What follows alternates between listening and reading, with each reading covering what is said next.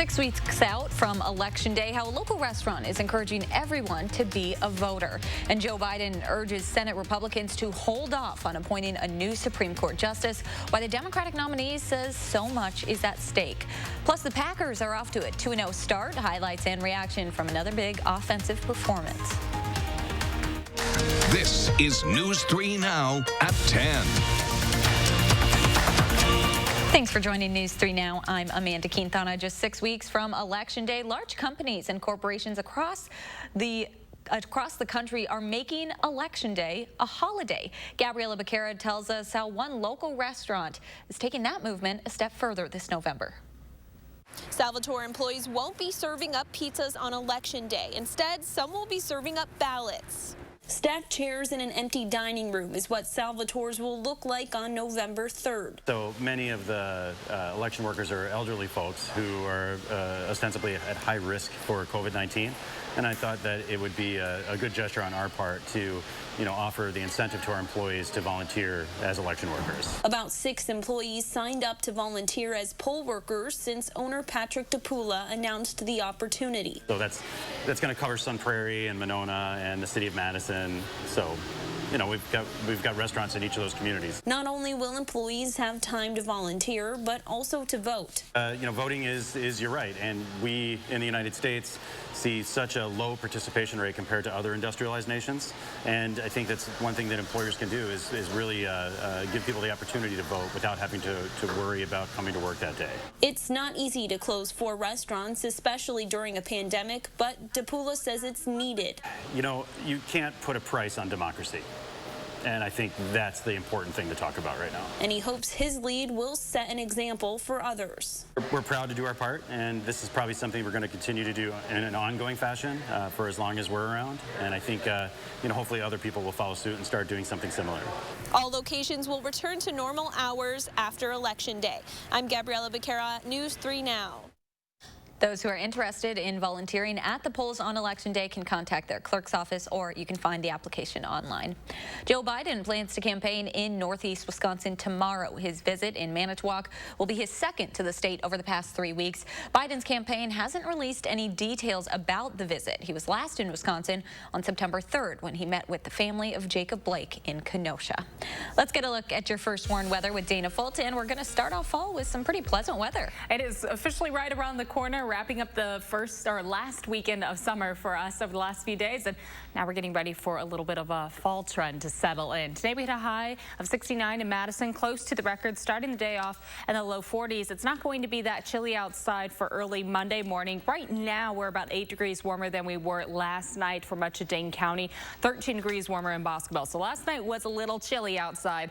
Tonight we'll be falling to the upper 40s, close to 50. Tomorrow afternoon milder with high temperatures in the low 70s. It's going to be breezy outside, and tomorrow will be our last full day of summer. Enjoy the clear sunny skies. We really don't have any rain ahead in that forecast, and temperatures will steadily trend above average, getting close to 80 by the middle of the week. We'll take a closer look at your full forecast in just a few minutes. Amanda. Thank you, Dana.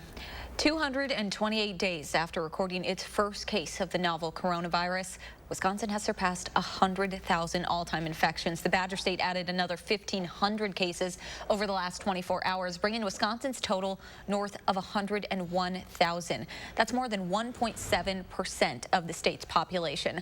More than 1,200 people have died, while about 85,000 people have fully recovered. Dane County Executive Joe Parisi is calling on UW-Madison to transition to virtual instruction for the rest of the semester.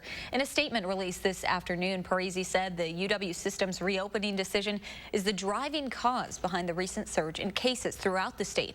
Parisi says, quote, "Nothing that is happening now exemplifies what we have come to know as the Wisconsin idea." UW-Madison is reporting that 75 more students have tested positive for the virus over the past day. More than 2,600 students and 49 employees have tested positive since testing started in early August on campus. The university is planning to continue virtual learning through next Friday.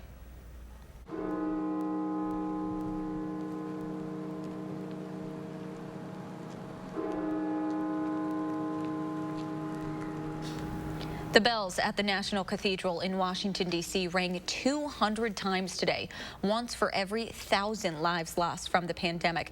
According to Johns Hopkins University, the U.S. is closing in on 200,000 deaths, right now just over 500 away from that grim milestone.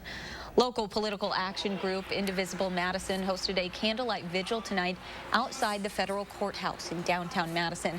The vigil was in memory of Supreme Court Justice Ruth Bader Ginsburg, who passed away on Friday.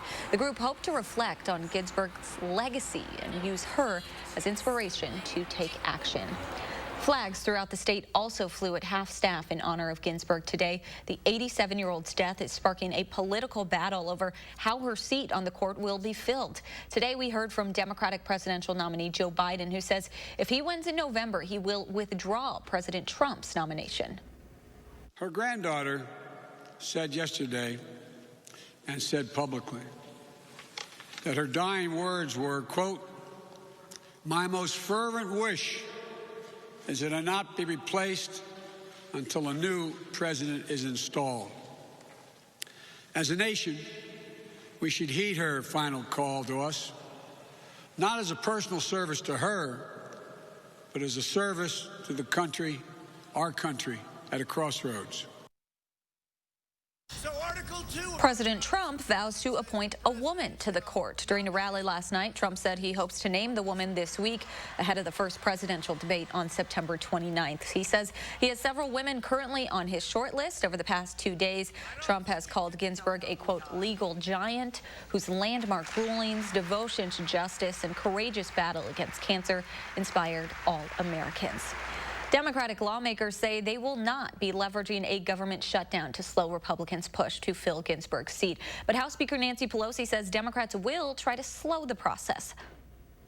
None of us has any interest in shutting down government. That has such a harmful and painful impact on so many people in our country. So I would hope that we can just proceed with that.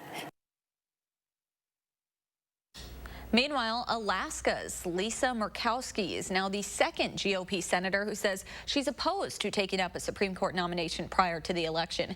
Maine Senator Susan Collins took that same position yesterday. New information tonight, some Senate Democrats are considering legislation to expand the Supreme Court.